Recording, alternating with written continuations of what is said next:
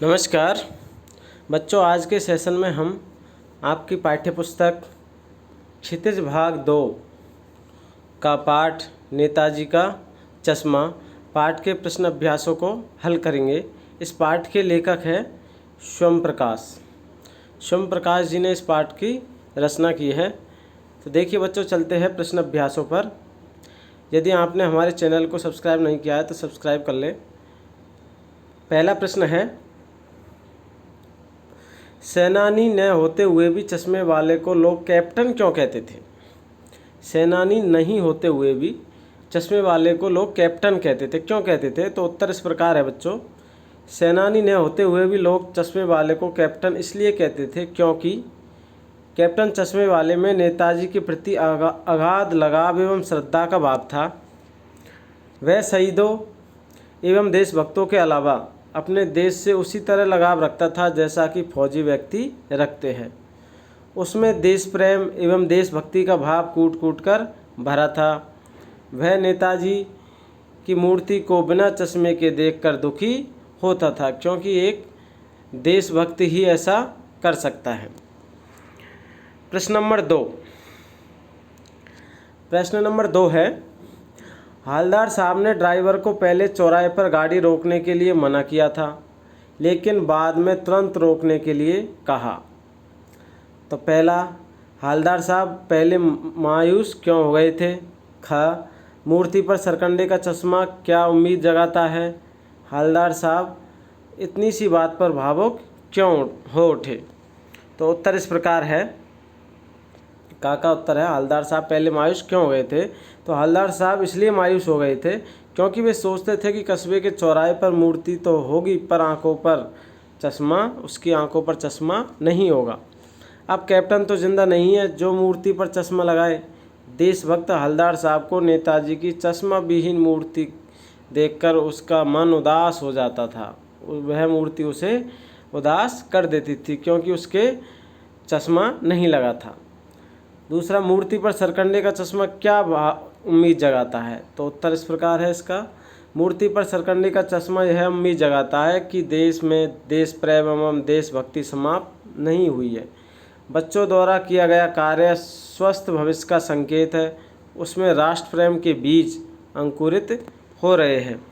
हवलदार साहब इतनी सी बात पर भावुक क्यों हो उठे?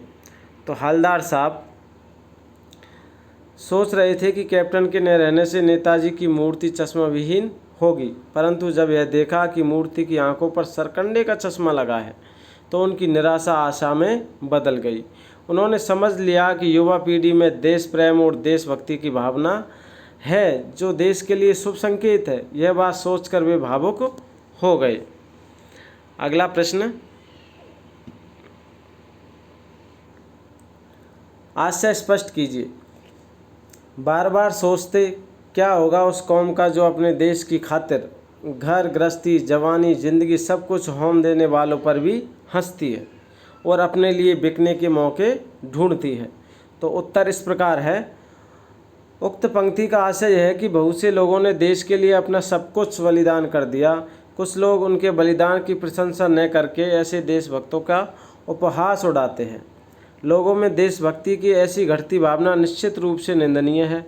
ऐसे लोग इस हद तक स्वार्थी होते हैं कि उनके लिए अपनी स्वार्थ ही अपना सर्वोपरि होता है। वे अपने स्वार्थ की सिद्धि के लिए देशद्रोह करने को तैयार रहते हैं। चौथा प्रश्न है, पान वाले का एक रेखांकित चित्र प्रस्तुत कीजिए। उत्तर इस प्रकार है, पान वाला अपनी पान की दुकान पर बैठा ग्राहकों को पान देने के अलावा उनसे कुछ न कुछ बातें करता रहता है। वह स्वभाव से खुश मिजाज काला मोटा व्यक्ति है। उसकी तोंद निकली हुई है। वह पान खाता रहता है जिससे उसकी बत्ती सी लाल काली हो रही है। वह जब हंसता है तो उसकी तोंद थरकने लगती है। वह वाक्पटु है जो व्यंग्यात्मक बातें कहने से भी नहीं चूकता। पांचवा प्रश्न, वो लंगड़ा क्या जाएगा फौज में, पागल है पागल। कैप्टन के प्रति पान वाले की इस टिप्पणी पर अपनी प्रतिक्रिया लिखिए। उत्तर इस प्रकार है बच्चों, वह लंगड़ा क्या जाएगा फौज में, पागल है पागल। पान वाला कैप्टन चश्मे वाले के बारे में कुछ ऐसी ही घटिया सोच रखता है। वास्तव में कैप्टन इस तरह की उपेक्षा का पात्र नहीं है। उसका इस तरह मजाक उड़ाना तनिक भी उचित नहीं है। वास्तव में कैप्टन उपहास का नहीं, सम्मान का पात्र है, जो अपने अति सीमित संसाधनों से नेताजी की मूर्ति पर चश्मा लगाकर देश प्रेम का प्रदर्शन करता है और लोगों में देशभक्ति की भावना उत्पन्न करने के अलावा प्रगाढ़ भी करता है। रचना और अभिव्यक्ति से छठा प्रश्न है, निम्नलिखित वाक्य पात्रों की कौन सी विशेषता की ओर संकेत करते हैं। जैसे कि पहला वाक्य है, हवलदार साहब हमेशा चौराहे पर रुकते और नेताजी को निहारते। ख में है, पान वाला उदास हो गया, उसने पीछे मुड़कर मुंह का पान नीचे थूका और सिर झुकाकर अपनी धोती के सिरे से आंखें पोंछते हुए बोला, साहब कैप्टन मर गया। और तीसरी विशेषता, कैप्टन बार बार मूर्ति पर चश्मा लगा देता था। उत्तर इस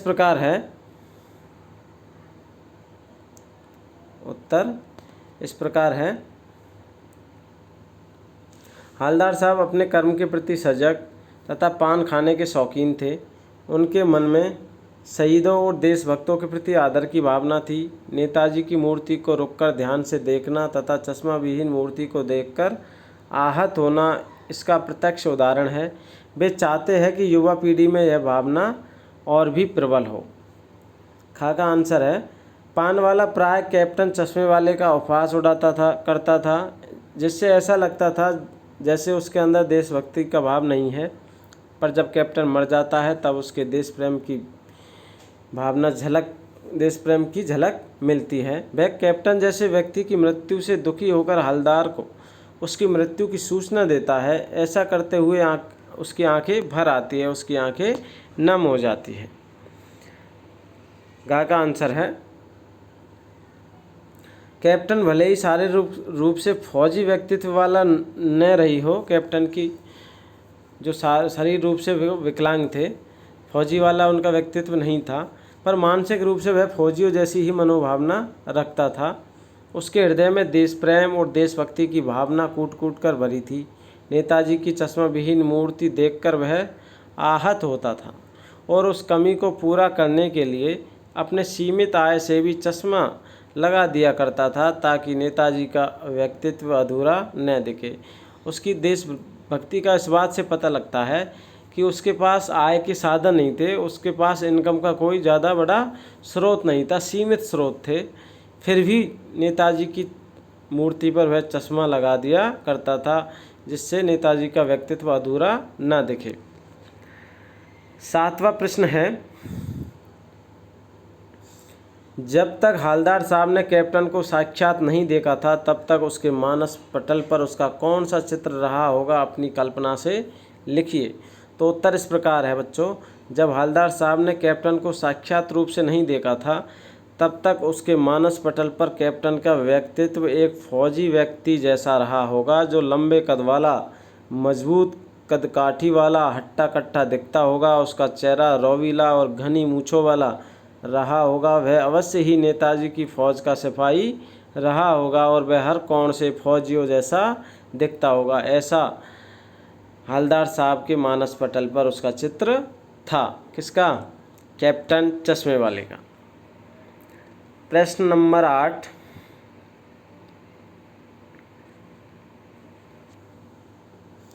कस्बों, शहरों, महानगरों के चौराहे पर किसी न किसी क्षेत्र के प्रसिद्ध व्यक्ति की मूर्ति लगाने का प्रचलन सा हो गया है। इस तरह की मूर्ति लगाने के क्या उद्देश्य हो सकते हैं? आप अपने इलाके के चौराहे पर किस व्यक्ति की मूर्ति स्थापित करना चाहेंगे और क्यों? उस मूर्ति के प्रति आपके एवं दूसरे लोगों के क्या उत्तरदायित्व होने चाहिए? तो उत्तर इस प्रकार है,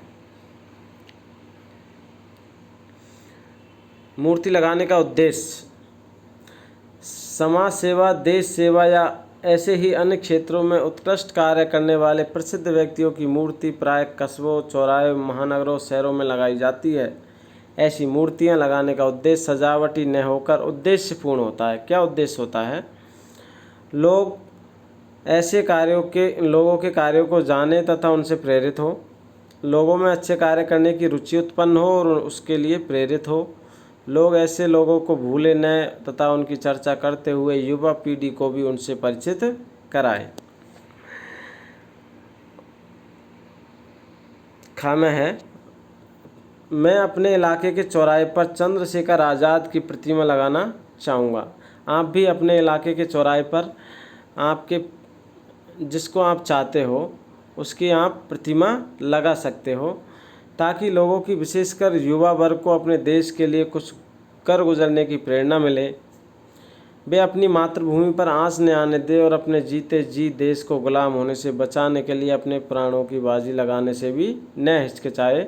इसके अलावा युवाओं में देश प्रेम और देशभक्ति की भावना बलवती रहे, अर्थात बनी रहे और बढ़ती रहे। गा का आंसर है चौराहे या कस्बे में लगी समाज सेवी या अन्य उत्कृष्ट कार्य करने वाले व्यक्ति की प्रतिमा के प्रति हमारा तथा अन्य लोगों का यह उत्तरदायित्व होना चाहिए। क्या होना चाहिए उत्तरदायित्व? कि हम उसकी साफ़ सफाई करवाएं, साल में कम से कम एक बार वहाँ ऐसा आयोजन करें कि लोग वहाँ एकत्र हो और उस व्यक्ति के कार्यों की चर्चा की जाए। उस व्यक्ति के कार्यों की वर्तमान में प्रासंगिकता बताते हुए उनसे प्रेरित होने के लिए लोगों से कहे। मूर्ति के प्रति सम्मान भाव बनाए रखें। नवा प्रश्न है, सीमा पर तैनात फौजी ही देश प्रेम का परिचय नहीं देते। हम सभी अपने दैनिक कार्यों में किसी न किसी रूप में देश प्रेम प्रकट करते हैं, जैसे सार्वजनिक संपत्ति को नुकसान न पहुंचाना, पर्यावरण संरक्षण आदि। अपने जीवन जगत से जुड़े ऐसे और कार्यों का उल्लेख कीजिए और उन पर अमल भी कीजिए। तो उत्तर इस प्रकार है बच्चों, सीमा पर तैनात फौजी विशिष्ट रूप से देश प्रेम का परिचय देते हैं। उनका देश प्रेम अत्यंत उच्च कोटि का और अनुकरणीय होता है, परंतु हम लोग भी विभिन्न कार्यों के माध्यम से देश प्रेम को प्रकट कर सकते हैं। ये काम सरकारी संपत्ति को क्षति न पहुंचाना, बढ़ते प्रदूषण को रोकने में मदद करना, अधिकाधिक वृक्ष लगाना, पर्यावरण तथा अपने आसपास की सफाई रखना, पानी के स्रोतों को दूषित होने से बचाना, वर्षा जल का संरक्षण करना, बिजली की बचत करना, कूड़ा इधर उधर न फेंकना, नदियों को प्रदूषण मुक्त बनाए रखने का प्रयास करना, तोड़ फोड़ न करना, शहीदों एवं देशभक्तों के प्रति सम्मान रखना और लोगों के साथ मिलजुल कर रहना आदि, ये भी एक देशभक्ति कहलाती है। 10वां प्रश्न है, निम्नलिखित पंक्तियों में स्थानीय बोली का प्रभाव स्पष्ट दिखाई देता है। आप इन पंक्तियों को मानक हिंदी में लिखिए। जैसे पंक्ति कौन सी है, कोई ग्राहक आ गया, समझो उसको चौड़े चौखट चाहिए तो कैप्टन किधर से लाएगा, तो उसको मूर्ति वाला दे दिया, उधर दूसरा बिठा दिया। इसको मानक हिंदी में कैसे लिखेंगे? मान लो कोई ग्राहक आ गया, उसे चौड़ा फ्रेम चाहिए तो कैप्टन कहाँ से लाएगा, तो उससे मूर्ति वाला फ्रेम दे देता है और मूर्ति पर दूसरा फ्रेम लगा देता है। तो इस तरीके से हम स्थानीय बोली को मानक हिंदी में लिख सकते हैं। 11वां प्रश्न है, भाई खूब क्या आइडिया है। इस वाक्य को ध्यान में रखते हुए बताइए कि एक भाषा में दूसरी भाषा के शब्दों के आने से क्या लाभ होते हैं। तो उत्तर इस प्रकार है बच्चों, एक भाषा के शब्द जब ज्यों के त्यों दूसरी भाषा में आते हैं तो इससे भाषा सरल, सहज और बोधगम्य बनती है। वह अधिकाधिक लोगों द्वारा प्रयोग और व्यवहार में लाई जाती है। कुछ ही समय में ये शब्द उसी भाषा के बनकर रह जाते हैं। अब हम चलते हैं भाषा अध्ययन पर। 12वां प्रश्न है, निम्नलिखित वाक्यों से निपात छांटिए और उनसे नए वाक्य बनाइए। निपात अव्यय, जैसे पहले का, खा, गा, घा, ण में 4-5 पंक्तियों में हमें निपात अव्यय छांटने हैं और उनसे नए वाक्य बनाने हैं। तो पहला है, नगरपालिका थी तो कुछ न कुछ करती भी रहती थी। किसी स्थानीय कलाकार को ही अवसर देने का निर्णय किया गया होगा, यानी चश्मा तो था लेकिन संगमरमर का नहीं था। हवलदार साहब अब भी नहीं समझ पाए। 2 साल तक हवलदार साहब अपने काम के सिलसिले में उस कस्बे से गुजर रहे थे। तो उत्तर इस प्रकार है, जो पहली पंक्ति है उसमें अव्यय है, निपात है तो, इससे नया वाक्य बनेगा, तुमने मुझे जो काम करने को दिया था वह कर तो दिया, कर तो दिया। तो जो तो निपात है, इससे ये वाक्य बन गया। और इसी में एक दूसरा है भी, एक तो हो गया, एक भी, ये दोनों क्या है, निपात है। तो भी से वाक्य बनेगा, तुम्हारे साथ यह भी चलेगा। इसी प्रकार किसी स्थानीय कलाकार को ही अवसर देने का निर्णय किया गया होगा। तो इसमें जो ही है ये निपात है, इसमें तो है ये निपात अव्यय है, इसमें भी और इसमें तक ये निपात है। तो यहाँ पर इनसे नए वाक्य बनाए गए हैं। देखिए आप, पहला हो गया, दूसरा ही निपात से दूसरा नया वाक्य बनेगा, हमारे देश की रक्षा नौजवानों ने ही की है। तो ही जो है इसमें निपात है। तो निपात से बनेगा, मेरे पास दस्ताने थे तो सही लेकिन मैंने पहने नहीं।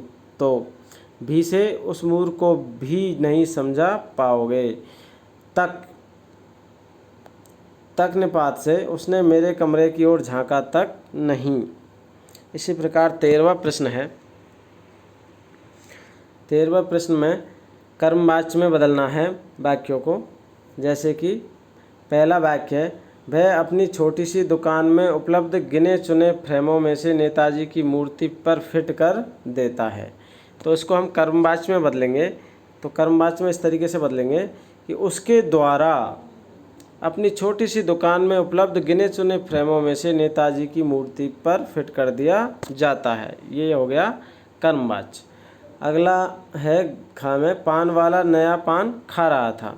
तो इसे हम कर्मवाच्य में बदलेंगे। तो इस प्रकार बदलेंगे, पान वाले द्वारा नया पान खाया जा रहा था। अगला है, पान वाले ने साफ बता दिया था। इसको हम कर्मवाच्य में बदलेंगे, पान वाले द्वारा साफ बता दिया गया था। अगला है, ड्राइवर ने ज़ोर से ब्रेक मारे। इसे कर्म में बदलेंगे। तो क्या होगा, ड्राइवर द्वारा ज़ोर से ब्रेक मारे गए। इसी प्रकार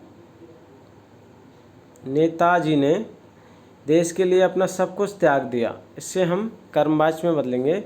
तो इस प्रकार बदलेंगे। उत्तर है, नेताजी द्वारा देश के लिए अपना सब कुछ त्याग दिया गया। फिर है चा में, हवलदार साहब ने चश्मे वाले की देशभक्ति का सम्मान किया। इसको हम कर्मवाच्य में बदलेंगे। तो किस प्रकार बदला जाएगा, हवलदार साहब द्वारा चश्मे वाले की देशभक्ति का सम्मान किया गया। 14वां प्रश्न है और अंतिम प्रश्न है, नीचे लिखे वाक्यों को भाववाच्य में बदलना है। जैसे अब चलते हैं, और इसका भाववाच्य में बदलेगा अब चला जाए। इसी प्रकार हमें बदलना है। का, खा, गा और घा से, का में है माँ बैठ नहीं सकती। इसका भाववाच्य रूप होगा माँ से बैठा नहीं जाता। खा में है मैं देख नहीं सकती। इसका भाववाच्य रूप होगा मुझसे देखा नहीं जाता। गा में है चलो अब सोते हैं। इसका भाववाच्य में बदलेंगे तो चलो अब सोया जाए। घ में है माँ रो भी नहीं सकती। इसको हम भाववाच्य में बदलेंगे तो माँ से रोया नहीं जाता। तो इस प्रकार बच्चों, आज आपने आपकी पुस्तक क्षितिज भाग 2 का पाठ नेताजी का चश्मा पाठ के प्रश्न अभ्यासों को देखा।